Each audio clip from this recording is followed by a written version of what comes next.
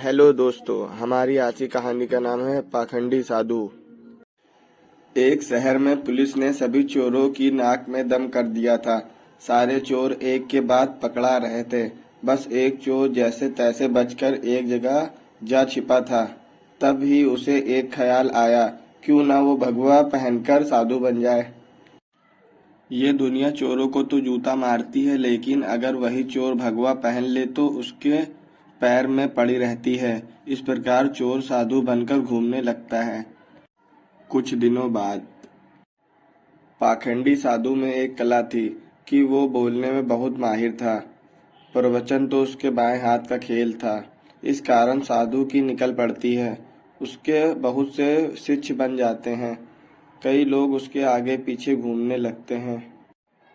उसी हफ्ते में खाने को मिलने लगता है। बस उसे सांसारिक जीवन छूटने का दुख रहता है।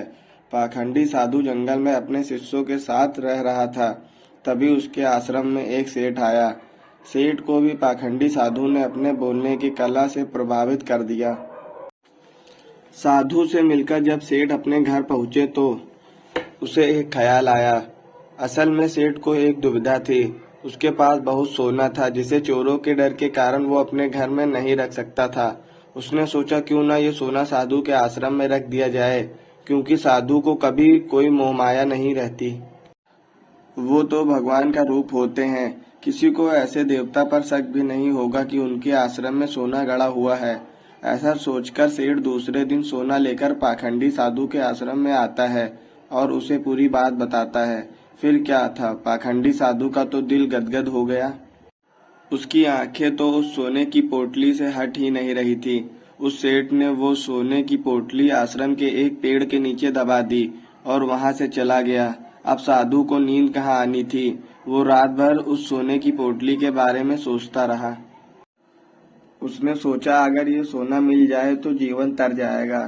संसारिक सुख भी मिलेगा जो इस भगवा कपड़े ने छीन लिया है। इस तरह साधु ने कई सपने देख डाले। दूसरी तरफ सेठ सोने को आश्रम में रखकर संतुष्ट होकर सो रहा था। कुछ समय बीत जाने पर साधु ने एक योजना बनाई। उसने सोचा कि वो इस सोने को लेकर चला जाएगा और सेठ को शक न हो, इसलिए वो उसके घर जाकर जाने की बात कहेगा, ताकि सेठ को ये न लगे कि साधु सोना लेकर भागा है। अगले दिन साधु सेठ के घर जाता है। सेठ के पास एक व्यापारी बैठा रहता है। साधु को आता देख सेठ खुशी से झूम जाता है और कई पकवान बनाकर खिलाता है।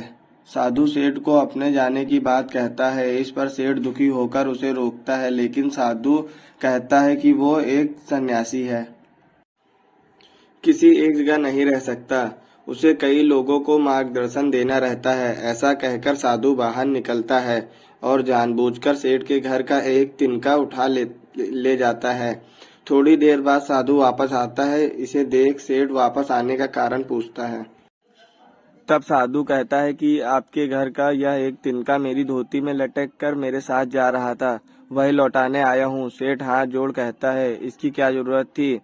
तब साधु कहता है, इस संसार की किसी वस्तु पर साधु का कोई हक नहीं। फिर अपनी बातों से वो सेठ को मोहित कर देता है और वहां से निकल जाता है। यह जब घटना सेठ के पास बैठा व्यापारी देखता है और सेठ से पूछता है कि कौन है ये साधु। तब सेठ उससे पूरी बात बताता है, जिसे सुनकर व्यापारी जोर जोर से हंसने लगता है। सेठ हंसने का कारण पूछता है। तब व्यापारी उसे कहता है, तुम मूर्ख हो, वो पाखंडी तुम्हें लूट कर ले गया। जिस पर सेठ कहता है, कैसी बात करते हो, वो एक संत है, बहुत ज्ञानी। व्यापारी कहता है, अगर तुम्हें अपना सोना बचाना है तो उस जगह चले जाओ जहाँ सोना दबाया था। सेठ उसे वहां लेकर जाता है और खुदाई करता है, लेकिन उसे कुछ नहीं मिलता।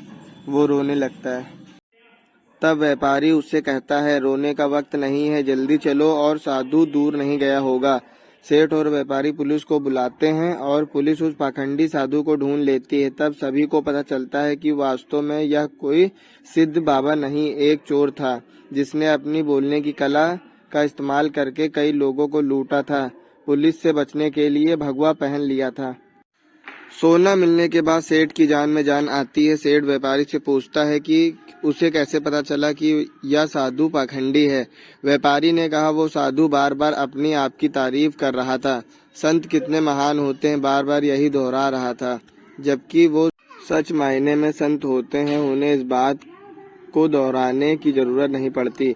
इसलिए मित्र, आज के समय में जो भगवा पहनकर प्रवचन देते हैं वो सभी संत नहीं होते।